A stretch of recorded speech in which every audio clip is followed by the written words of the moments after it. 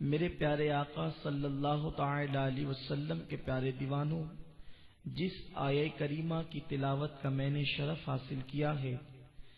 اللہ جل وعلا مجھے حق کہنے اور آپ تمامی حضرات کو حق سن کر اس پر عمل کرنے اور اسے عام کرنے کی توفیق عطا فرمائے۔ میلاد شریف کا مہینہ ہے اور کل آقا صلی اللہ علیہ وسلم کی میلاد کے حوالے سے آپ نے بہت ساری باتیں سماعت فرمائی۔ میرے پیارے آقا صلی اللہ تعالی علیہ وسلم کے پیارے دیوانوں، اللہ تبارک و تعالی نے قرآن مقدس میں اپنے محبوب صلی اللہ علیہ وسلم کی آمد کا تذکرہ بڑے اہتمام کے ساتھ فرمایا اور ارشاد فرمایا، اللہ نے مومنین پر احسان فرمایا کہ انہی میں سے ایک رسول کو جلوگر فرمایا۔ رسول اعظم صلی اللہ تعالی علیہ وسلم کی آمد یوں تو ہر ایک کے لیے باعث برکت ہے، باعث خیر ہے، حتیٰ کہ میرے آقا صلی اللہ تعالی علیہ وسلم صرف مومنین ہی کے لیے رحمت بن کر نہیں آئے، بلکہ میرے آقا صلی اللہ تعالی علیہ وسلم تو کافروں کے لیے بھی رحمت بن کر کے آئے، جانوروں کے لیے بھی رحمت بن کر کے آئے، چرند و پرند کے لیے بھی رحمت بن کر آئے، مگر خاص طور پر اللہ تبارک و تعالی نے اہل ایمان سے فرمایا، مومنین پر اللہ نے احسان کیا کہ انہی میں سے ایک رسول کو جلوگر فرمایا۔ رسول اعظم صلی اللہ علیہ وسلم کی آمد اہل ایمان پر احسان کیوں جتایا جا رہا ہے؟ اس لیے کہ میرے آقا صلی اللہ تعالی علیہ وسلم کی آمد کی وجہ سے اللہ عز و جل دنیا میں سب کو فائدہ عطا فرمائے گا، مگر مومنین کو اللہ تعالی محبوب کی آمد کی بنیاد پر دنیا میں بھی فائدہ عطا فرمائے گا اور آخرت میں بھی فائدہ عطا فرمائے گا۔ میرے پیارے آقا صلی اللہ تعالی علیہ وسلم کے پیارے دیوانوں، رسول اعظم صلی اللہ تعالی علیہ وسلم جب اس فرش گیتی پر تشریف نہ لائے تھے، اس زمین پر آپ نے قدم نہ رکھا تھا، اس وقت زمانے کے حالات کیا تھے؟ پیارے آقا صلی اللہ علیہ وسلم کے پیارے دیوانوں، اللہ کا نبی اس وقت جلوگر ہوتا ہے جب زمین کے اوپر ظلم بے پناہ پھیل جاتا ہے۔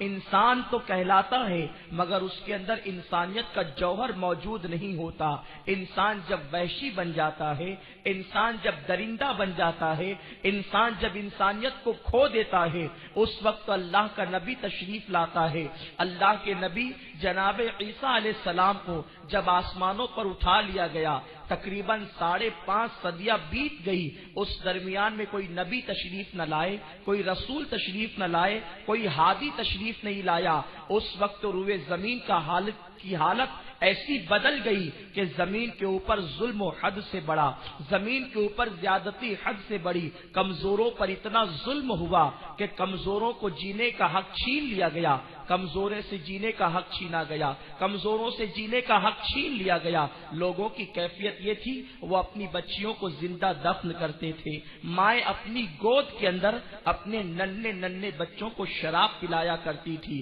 لوگ 360 معبودان باطل کی پرستش کرتے تھے، کوئی چاند کو اپنا معبود مانتا تھا، کوئی سورج کو اپنا معبود مانتا تھا، کوئی ستاروں کی پوجا کرتا تھا، کوئی دریاؤں کی روانی کے آگے سجدہ کرتا تھا، کوئی شفق کے جمال کے آگے سجدہ کرتا تھا، کوئی افق کی سرخی کے آگے سجدہ کرتا تھا، کوئی پتھروں کو اپنا معبود مانتا تھا کہ انسان نفع کے آگے بھی جھکا ہوا تھا اور نقصان کے آگے بھی جھکا ہوا تھا۔ انسان نفع کو سجدہ اس لیے کرتا تھا تاکہ اسے نفع حاصل ہو جائے، اور نقصان کو سجدہ اس لیے کرتا تھا تاکہ وہ نقصان سے محفوظ ہو جائے۔ ایک انسان کی پیشانی تھی اور ہزاروں سجدے تھے۔ انسان کبھی درخت کو معبود مانتا، حتیٰ کہ انسان نے چوہے تک کو معبود مانا، پتھروں تک کو معبود مانا، ستاروں تک کو معبود مانا۔ انسان کی پیشانیاں آوارہ ہو گئی تھی۔ اس وقت میرے پیارے آقا صلی اللہ علیہ وسلم کے پیارے دیوانوں،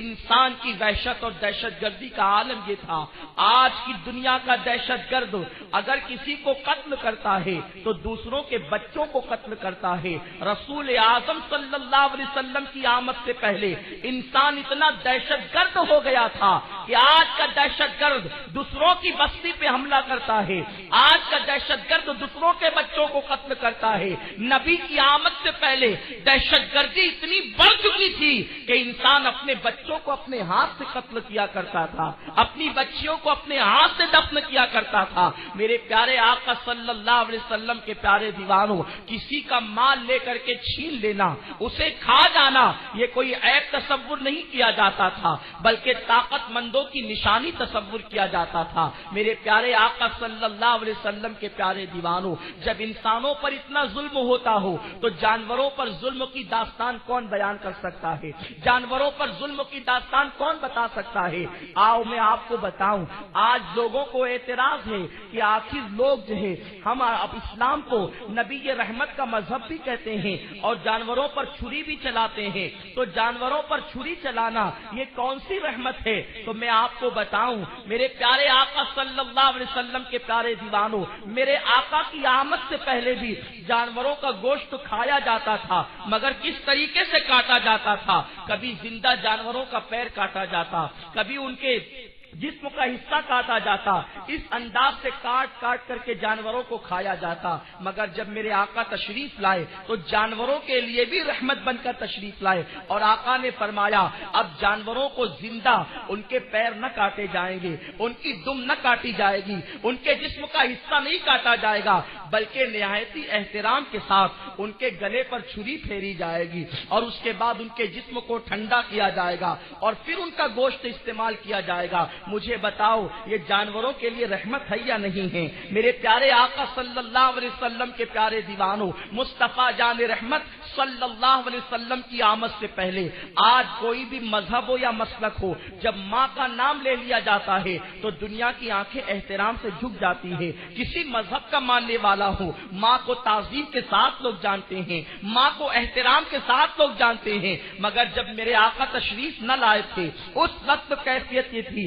ایک انسان اگر خواہشات نفسانی کا پیروکار بنتا تو وہ اپنی ماں کے ساتھ تک زنا کرنے میں نہیں چوکتا تھا۔ لوگ اپنی ماؤں کے ساتھ بدکاریاں کرتے تھے، ماؤں کے ساتھ بدفعلیاں کرتے تھے، زمانے کا یہ حال تھا، مگر اللہ کے رسول صلی اللہ تعالی علیہ وسلم انقلاب زمانہ پیدا کرنے کے لیے اور زمانے میں انقلاب پیدا کرنے کے لیے، لوگوں کو انداز زندگی دینے کے لیے، لوگوں کو ذوق بندگی دینے کے لیے، لوگوں کو انسانیت کا شعور دینے کے لیے، لوگوں کو زندگی گزارنے کا سلیقہ دینے کے لیے، لوگوں کو خدا شناسی عطا کرنے کے لیے، لوگوں کو اللہ کی معرفت عطا کرنے کے لیے اس زمین پر ایک بیوہ ماں کی گود میں تشریف لاتے ہیں، اور آنے کے بعد اللہ کے رسول صلی اللہ تعالی علیہ وسلم ایسا انقلاب پیدا کرتے ہیں، خدا کی عزت و جلال کی قسم، اس زمین پر 950 سال تک کے انبیاء کرام رہے ہیں، بہت سارے نبی 350 سال تک، کوئی 400 سال تک، کوئی 950 سال تک، جناب نوح علیہ السلام نے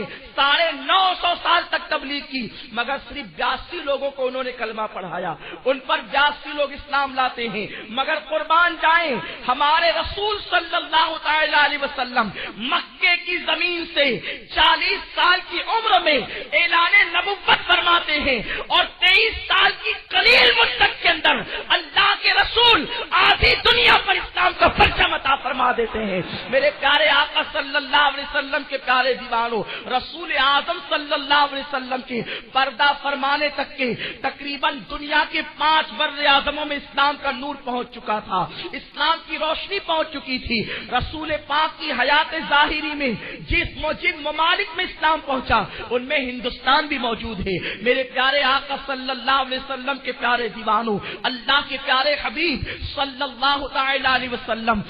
انسانیت کو شعور انسانیت دینے کے لیے تشریف لائے تھے۔ آقا صلی اللہ علیہ وسلم کا میلاد منانے والوں، اگر ہم نے صرف جلوس نکالا، ہم نے صرف جلسے کیے، ہم نے صرف میلاد النبی کی محفل سجائی، اور اگر ہم لوگوں نے آقا کی آمد کا مقصد نہ سمجھا اور اس مقصد کو سمجھ کر ہم نے عمل نہ کیا، تو میلاد النبی منانے کا حق ادا نہیں ہو سکتا۔ میرے آقا کیوں تشریف لائے تھے؟ آقا کی آمد کا مقصد کیا تھا؟ آقا کی آمد کا مقصد یہ تھا کہ جن انسانوں کا تعلق اللہ رب العزت سے ٹوٹ چکا ہے، انسانوں کا تعلق اللہ سے جوڑ دیا جائے، رب سے جوڑ دیا جائے، یہ بتایا جائے انسان زمین پر کیوں آیا ہے، انسان کے زمین پر آنے کا مقصد کیا ہے۔ کیا انسان زمین پر عیاشیوں کے لیے آیا ہے؟ کیا انسان زمین پر پیٹ بھر کھانے کے لیے آیا ہے؟ کیا انسان زمین پر نیند بھر سونے کے لیے آیا ہے؟ اللہ کے رسول صلی اللہ علیہ وسلم تشریف لائے اور آ کر میرے آقا نے بتایا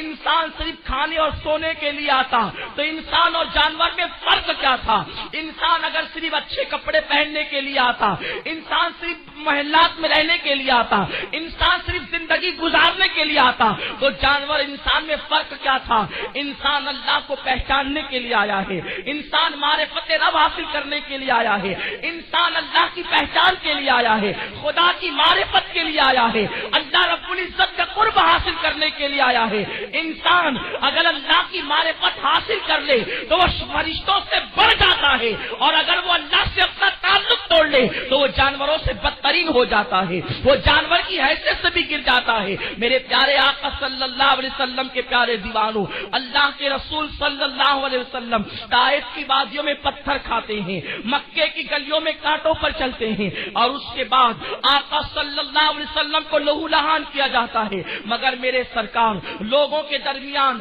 احقاق حق کرتے ہوئے، لوگوں کو اللہ کا پیغام پہنچاتے ہوئے اپنے فرائض نبوت کو مکمل کرتے ہیں۔ آؤ میں آپ کو بتاؤں میرے پیارے آقا صلی اللہ علیہ وسلم کے پیارے دیوانوں، عرب کی تہذیب یہ تھی اگر کسی کو دعوت دی جاتی اور دعوت دینے کے بعد اللہ اکبر اس محفل میں شراب کا انتظام نہ کیا جاتا تو لوگ نام رکھتے تھے میزبان کو کہ تم نے کیسی ادھوری محفل کی ہے، تم نے یہ کیسی ناقص محفل کی ہے کہ اس میں تو شراب بھی موجود نہیں۔ اہل عرب کا عالم یہ تھا، ان کے گھروں کے اندر اگر کھانے کو موجود نہ ہو تو تصور جو ہے وہ عیب تصور نہیں کیا جاتا تھا، مگر ان کے گھروں کے اندر شراب کے مٹکے موجود نہ ہو تو اسے عیب تصور کیا جاتا تھا۔ جب ہمارے گھر میں کوئی آتا ہے تو ہم پانی یا دودھ یا چائے پیش کرتے ہیں، مگر جب وہاں کوئی آتا تھا تو آنے والے کو شراب پیش کیا جاتا تھا۔ پہلی ضیافت شراب سے ہوا کرتی تھی۔ ہمارے یہاں جس طرح سے چائے کی ہوٹلیں نظر آتی ہے اس طرح وہاں شراب کھانے ہوا کرتے تھے، قہوہ خانوں کے نام پر شراب کی دکانیں ہوا کرتی تھی۔ میرے پیارے آقا صلی اللہ علیہ وسلم کے پیارے دیوانوں، آپ اندازہ لگائیں جو قوم ماں کی گود کے اندر شراب کی عادی ہو گئی ہو اس قوم کو شراب سے چھڑانا کتنا دشوار ہوگا، کتنا مشکل ہوگا، مگر اللہ کے رسول صلی اللہ تعالی علیہ وسلم اس فرش خاک گیتی پر آپ اندازہ تو لگائیں ایک رسول کی ذات ہے اور میرے آقا علیہ الصلوۃ والتسلیم کو معاشرے کی اصلاح بھی کرنی ہے، تصور آخرت بھی عطا کرنا ہے، ایمان کو پختگی بھی عطا کرنا ہے، ان کے انداز زندگی کو بھی سنوارنا ہے، ان کے کردار کو بھی بہتر بنانا ہے۔ جو قوم نمک اور کافور میں فرق نہیں کر سکتی اس قوم کو خدا کی معرفت بھی عطا کرنا ہے۔ آپ ذرا سوچو تو صحیح، اور اس کے بعد قوم کا حال یہ ہے کہ وہ قوم پتھروں کے درمیان رہتی ہے، اس قوم کے ارد گرد پتھر ہے۔ مکہ مکرمہ جس زمین پر رسول مبعوث ہوئے تھے وہ فرش بھی پتھر کا تھا، ارد گرد پہاڑیاں بھی پتھر کی تھی، ان کے معبود بھی پتھر کے تھے، وہ پتھروں میں رہتے پتھر کی زمین پہ رہتے پتھروں کے معبود کو پوچھتے ان کے دل بھی پتھر ہو گئے تھے۔ وہ اتنے سخت دل تھے کہ اللہ اکبر کسی کے رونے کی آواز پر ان کے دل نرم پڑنے کی بجائے وہ مسکرایا کرتے تھے، بلکہ کسی کے رونے کا تماشا دیکھنے کے لیے باضابطہ وہ غریبوں کو رلاتے تھے، وہ مظلوموں کو رلاتے تھے۔ اللہ اکبر، اگر کسی کی ملکہ اسے کہہ دیتی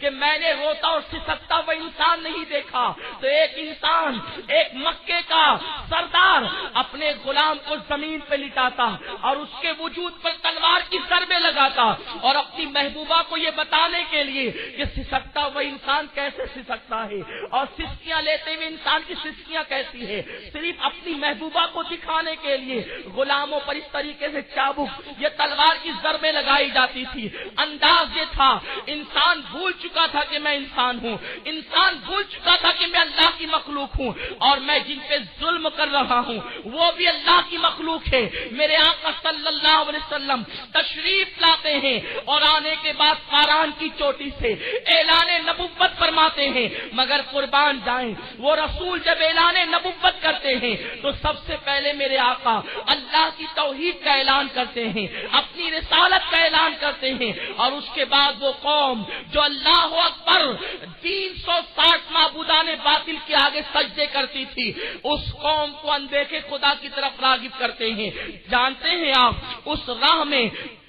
میرے آقا کو کتنی مشقتیں اٹھانی پڑتی، کتنی تکالیف اٹھانی پڑتی۔ میرے آقا صلی اللہ تعالی علیہ وسلم ایک مرتبہ مکے کی گلی سے گزرتے ہیں، اللہ اکبر، اس گلی سے گزرتے ہوئے اللہ کے رسول صلی اللہ علیہ وسلم کی راہ میں کانٹے بچھا دیے جاتے ہیں۔ میرے آقا علیہ الصلوۃ والتسلیم ان کانٹوں سے گزرتے ہیں اور کانٹے بچھانے والوں کے لیے دعائیں کرتے ہیں، اور میرے سرکار اس گلی سے رخصت ہو جاتے ہیں۔ کسی نے کہا یا رسول اللہ صلی اللہ تعالی علیہ وسلم، جنہوں نے کانٹے بچھائے ہیں اللہ انہیں غارت کرے، اللہ انہیں ختم کرے۔ آقا فرماتے ہیں چپ رہو، اللہ تبارک و تعالی نے مجھے بد دعا دینے کے لیے نہیں بلکہ مجھے دعائیں دینے کے لیے بھیجا ہے، مجھے لوگوں کے لیے رحمت بنا کر بھیجا ہے۔ میرے پیارے آقا صلی اللہ علیہ وسلم کے پیارے دیوانوں، مصطفیٰ جان رحمت صلی اللہ تعالی علیہ وسلم لوگوں کو دعوت دیتے، لوگوں جن غلاموں پہ تم ظلم کر رہے ہو وہ بھی آدم کے ذریعے پیدا ہوئے ہیں، وہ تمہارے بھائی ہیں، تم ان پہ ظلم مت کرو۔ جو لوگ ظلم کرتے ہیں ان پر بھی ظلم کیا جائے گا، جو رحم نہیں کرتے ان پر رحم نہیں کیا جائے گا۔ ارحموا من فی الارض ویرحمکم من فی السماء، اگر زمین والوں پہ تم رحم کرو گے آسمانوں کا خالق تم پر رحم کرے گا۔ میرے پیارے آقا صلی اللہ علیہ وسلم کے پیارے دیوانوں، بات چل رہی تھی شراب کی، آپ اندازہ لگائیں اللہ رب العزت نے اتنے خطرناک معاشرے کی اصلاح کے لیے، جو معاشرہ بتوں کا معاشرہ تھا، جو معاشرہ شرک کا معاشرہ تھا، جو معاشرہ شراب کا معاشرہ تھا، جو معاشرہ جوے کا معاشرہ تھا، جو معاشرہ ماں کے ساتھ زنا کا معاشرہ تھا، جو معاشرہ بچیوں کو دفن کرنے کا معاشرہ تھا، اللہ اکبر، آپ کو پتا ہے جب کسی کے یہاں بچے کی پیدائش نہ ہوتی تو جانتے کیفیت کیا تھی؟ آج بھی بچے کی پیدائش نہیں ہوتی ہے تو لوگ جو ہے اللہ رب العزت کی بارگاہ میں دعائیں کرتے ہیں۔ نکاح کا انداز یہ ہے، بڑی شرافت کے ساتھ، کسی بھی مذہب کا ماننے والا ہو، بڑی شرافت کے ساتھ کوئی لڑکے کا پیغام لڑکی والوں کے گھر لے جاتا ہے۔ میں آپ کے سامنے بتا رہا ہوں حضور صلی اللہ علیہ وسلم کیوں تشریف لائے، اور آقا تشریف لا کر صرف مومنوں پہ احسان نہیں فرمایا بلکہ میرے سرکار نے ہر مخلوق پر احسان فرمایا ہے۔ آج شادی کرنا ہو تو لڑکے والے لڑکی کے گھر پیغام لے جاتے ہیں، یا لڑکی والے لڑکے کے گھر پیغام لے جاتے ہیں، اور اس کے بعد چند لوگوں کی موجودگی میں نکاح ہوتا ہے، چاہے وہ آپ کے گرد پھیرے لگا کر نکاح ہو، یا کورٹ میں نکاح ہو، یا قاضی کے سامنے نکاح ہو، بہرحال نکاح کی کوئی نہ کوئی صورت موجود ہے، کوئی نہ کوئی انداز موجود ہے۔ مگر آپ کو معلوم ہے جب حضور تشریف نہ لائے تھے تو نکاح کا انداز کیا تھا؟ ایک عورت ہوتی جو کئی مردوں کے ساتھ منہ کالا کرتی، اور اس کے بعد جب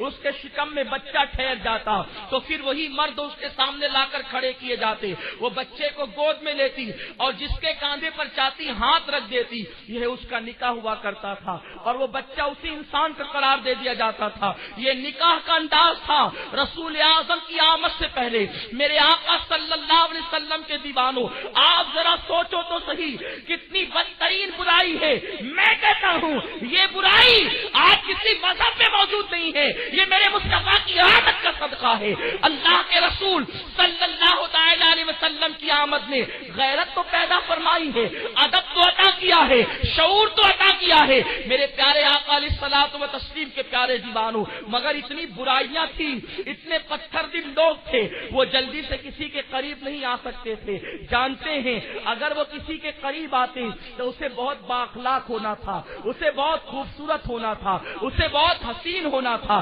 اس لیے کہ اگر وہ انسان ذرہ برابر بھی کوئی عیب اس میں موجود ہوتا تو اس عیب کی بنیاد پر اس عیب کو ایشو بنا کر کے وہ اس انسان کا خاتمہ کرتے، اسے ختم کرتے۔ مگر آؤ اتنے برے معاشرے کی اصلاح کے لیے جس کا انتخاب کیا گیا، اگر اس کے حسن کا معاملہ ہو تو حسن کی کیفیت یہ ہے اللہ نے اس جیسا حسین کسی انسان کو پیدا ہی نہیں فرمایا۔